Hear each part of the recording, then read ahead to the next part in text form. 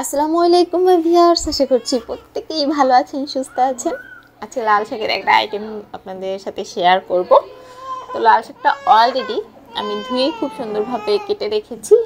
অবশ্যই এটাকে আমি আজকে ভাজি করে দেখাবো। তো শাক আসলে অনেকে অনেকভাবে ভাজি করে। তো এখানে আমি পেঁয়াজ, রসুন কুচি এবং কাঁচামরিচ নিয়ে নিয়েছি এবং অলরেডি চুলায় প্যান বসিয়ে তেলটা দিয়ে দিয়েছি। তো অনেকে আসলে অনেকভাবে শাক ভাজিটা করে থাকে। তো খুব সিম্পলভাবে আমি ঠিক যেভাবে লাল শাক ভাজিটা করি সেটা আপনাদের সাথে আজকে শেয়ার করব। দারুণ টেস্ট লাগে আমার কাছে এই শাক ভাজিটা, আমি বলবো, কেননা শুধুমাত্র শাক ভাজি দিয়ে প্রচুর ভাত খাওয়া যায়। তো অলরেডি আমি তেলে রসুন কুচি, পেঁয়াজ কুচি এবং কিছু পালি করা কাঁচামরিচ দিয়ে দিচ্ছি। অবশ্যই কাঁচামরিচটা ডিপেন্ড করবে আপনারা কি পরিমাণে একটু শাক ভাজির মধ্যে ঝাল ঝাল ভাবটা থাকবে কিনা, সেটার উপর ডিপেন্ড করবে। যারা একটু ঝাল ঝাল ভাবটা রাখতে চান তারা একটু কাঁচামরিচের পরিমাণটা বাড়িয়ে দিবেন, আর যারা অল্প পরিমাণে খান তারা একটু কমিয়ে দিলেই হবে।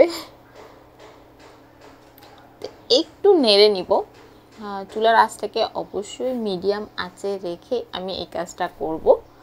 পেঁয়াজ, কাঁচামরিচ এবং রসুনটাকে হালকা একটু মিডিয়াম ফ্রাই করে নিব। হালকা একটু ভাজা ভাজা হবে, যেন পেঁয়াজের গায়ে যেন পেঁয়াজের যে একটা নির্দিষ্ট গন্ধ সেটা যেন না থাকে। রসুন, কাঁচামরিচ প্রত্যেকটা জিনিসটাকে হালকা একটু ভেজে নেব। তো স্বাদ অনুযায়ী লবণটাও অ্যাড করে নিলাম। এবার এটাকে একটু নেড়ে চেড়ে নিব ঠিক এভাবে করে হালকা।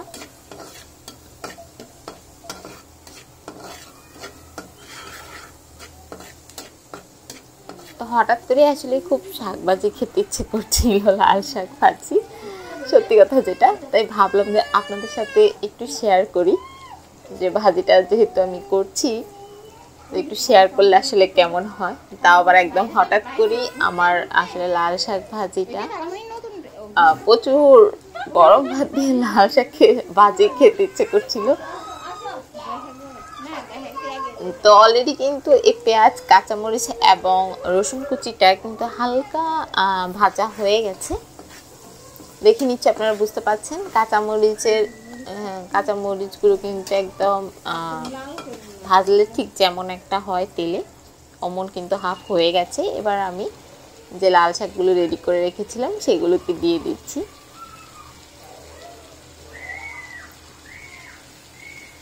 শাক আসলে দেখে অনেক বেশি মনে হয়, বাট এটা যখন আমরা ভাজি করি সেটা কিন্তু অনেক কমে যায়। তাই এখানে আসলে আমি অনেক শাক নিয়েছি, তো মনে হচ্ছিল যে পেনে আসলে জায়গা হবে না। তো এখন কিন্তু আমি হাফ পরিমাণ যে পরিমাণ শাক নিয়েছিলাম সেটার হাফ অংশ দিয়েছি পেনে, এখনও হাফ অংশ দেওয়ার বাকি। তো এই শাকগুলোকে একটু নেড়ে চেড়ে নিচ্ছি, ঠিক এভাবে করে নেড়ে চেড়ে বাকি শাকগুলোকে একটু দিয়ে দিচ্ছি।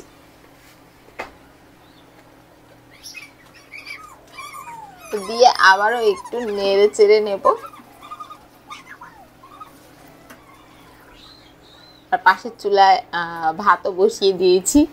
আমি তো আসলে ভিডিওর তে বলেছিলাম যে আমার খুব লাল শাক ভাজি দিয়ে গরম গরম ভাত খেতে ইচ্ছে করছে, তাই একদম নতুন করে আবার ভাত রান্না করা হচ্ছে, যেন একদম গরম যে ভাতটা, আসলে গরম ঠান্ডা ভাত গরম করে খাওয়া না, মানে একদম ভাতটা আমরা রান্না করার পর যে একটা গরম গরম ভাব থাকে সেই ভাত দিয়ে যদি লাল শাক ভাজি দিয়ে আপনি খেয়ে দেখেন, আমি বলবো যে অসম্ভব টেস্ট লাগে এটা। তো প্রত্যেকের কাছে লাগে কিনা আমি জানি না, বাট আমার কাছে লাগে। তো শাকগুলো নেড়ে চেড়ে নেওয়ার পর এটা কিন্তু অনেক কমে গেছে এবং প্রচুর পানি বের হয়েছে, দেখতেই পাচ্ছেন আপনারা। আমি কিন্তু এক্সট্রা কোনো পানি এটাতে ইউজ করিনি, এটা কিন্তু সম্পূর্ণ শাক থেকে বের হয়েছে। আর এটার কালারটা কিন্তু এখন দারুণ লাগছে। আপনাদের কেমন লাগছে জানি না, আমার কাছে খুবই ভালো লাগছে। তো এটাকে এবার একদম নেড়ে চেড়ে পানিটা কমিয়ে একদম শাক ভাজিটা যখন তেলটা একদম শাকের গায়ে গায়ে লেগে যাবে তেল তেল একটা ভাব আসবে, তখনই বুঝতে হবে যে লাল শাক ভাজিটা হয়ে গেছে। বা যে কোনো শাকই আপনারা এভাবে করে ভাজি করতে পারেন। তো লাল শাক ভাজিটা অলরেডি কিন্তু আমার রেডি। সো ভিউয়ার্স, আশা করছি আজকের ভিডিওটা আপনাদের ভালো লেগেছে। আর এখনও যারা আমার চ্যানেল সাবস্ক্রাইব করেননি, প্লিজ আমার চ্যানেল সাবস্ক্রাইব করবেন আর পাশে থাকা বেল আইকনে অবশ্যই ক্লিক করে রাখবেন। আজকে আমি এখানেই বিদায় নিচ্ছি। আল্লাহ হাফেজ।